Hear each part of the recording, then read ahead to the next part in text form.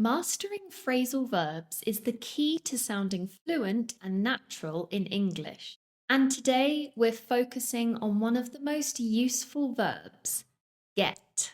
From getting along with people to getting through tough times. I'll show you 20 essential phrasal verbs with get, complete with clear definitions and everyday examples for you to practice with. So let's boost your vocabulary and speaking skills and help you sound more natural in English. The first phrasal verb is get along, usually used with the preposition with. Get along with someone. And this means to have a good relationship with someone. For example, if I say, I get along really well with my neighbours, it means I have a good relationship with them. We're good friends. How about you? Who do you get along with? Next is get away, which means to escape or to take a short holiday. I'm hoping to get away for the weekend, which means I want to take a short holiday or break. How about you? Are you hoping to get away anywhere anytime soon? Next is get back. This means to return. This is what you do after get away. For example, I got back from my holiday yesterday. And how about you? Have you got back from anywhere recently? Next is to get by. This means that you manage to survive or cope, usually during a difficult time. An example could be if you lose your job. You might say, it's been tough since losing my job, but I'm getting by. This means you're managing despite the difficult situation. How about you? Has there ever been a time in your life where you've had to get by? Next is get down. This means to start doing something seriously. Some common phrases with get down could be, let's get down to work, or let's get down to business. This is something you might say at the beginning of a work meeting when you want to tell everyone that you're ready to start. And how about you? Did you get down to work today? Next, we have some phrasal verbs with get that are used with transport. The first one is get in, which means to enter a vehicle, and we use this one with cars. For example, you might say, hey everyone, get in the car, we're leaving now. If you're entering a bus, a train, or a plane, you would say get on. For example, we got on the train just in time. Now, when you exit the car, you would say get out of. For example, okay, everyone, we've arrived, let's get out of the car. But if you're exiting a bus, plane, or train, you would say get off. For example, oh, I can't wait to get off this plane. The next one is get over, and this is used when you are recovering from an illness or a difficult time. For example, you might say, it took me several weeks to get over the flu. This means it took a while to fully recover from the flu. Or for a difficult time, you might say, I'm still getting over my last relationship. It means you're still recovering, you're still in the process of moving on. How about you? When was the last time you had to get over something? The next phrasal verb is get around, and this means to travel.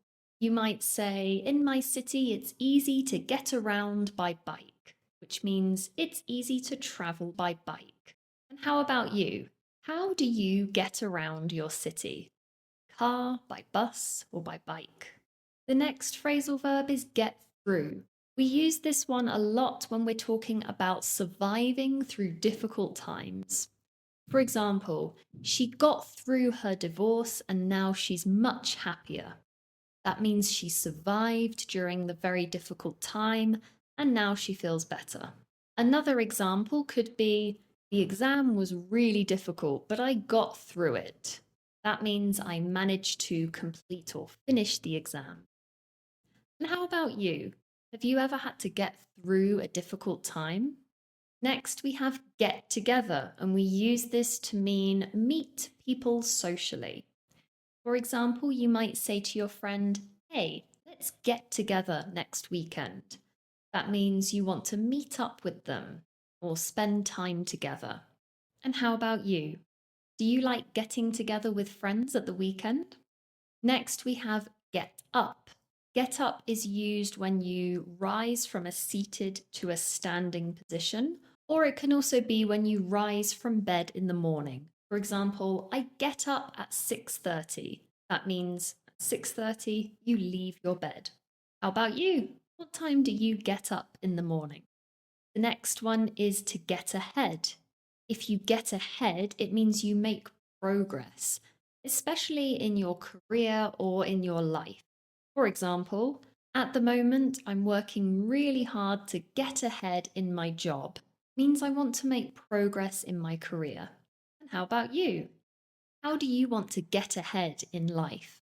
The next one is get at, which means to suggest or imply.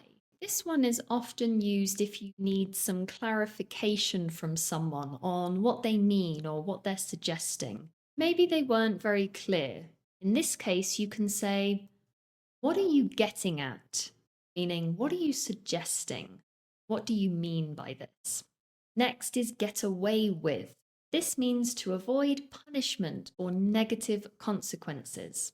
For example, the student got away with cheating on the test. It means he cheated, but the teacher didn't catch him. Got away with it. He avoided any punishment for his crime. And how about you? Have you got away with anything recently? Next, we have get back at, which means to take revenge on someone. If someone does something bad to you, maybe you want to get back at them. For example, he was really rude to me the other day, so I got back at him by telling everyone his secret. It means I took revenge. And how about you? When was the last time you got back at someone? Next, we have get behind, which means to support someone or something. For example, in a work setting, you might say, "Everyone needs to get behind this project." It means everyone needs to be supportive of this project. But you could also use it for people. "I really need everyone to get behind me on this." It means I need everyone's support. And how about you? When was the last time you got behind a person or a project? And the final phrasal verb is get round to. This means to find time to do something. For example, this weekend I really hope I get round to cleaning the house because it's very dirty right now. It means I hope I find the time to do this task that I need to get done. And how about you? What are you hoping to get round to doing this weekend? Well done, everyone. You've just learned 20 super common phrasal verbs with the verb get.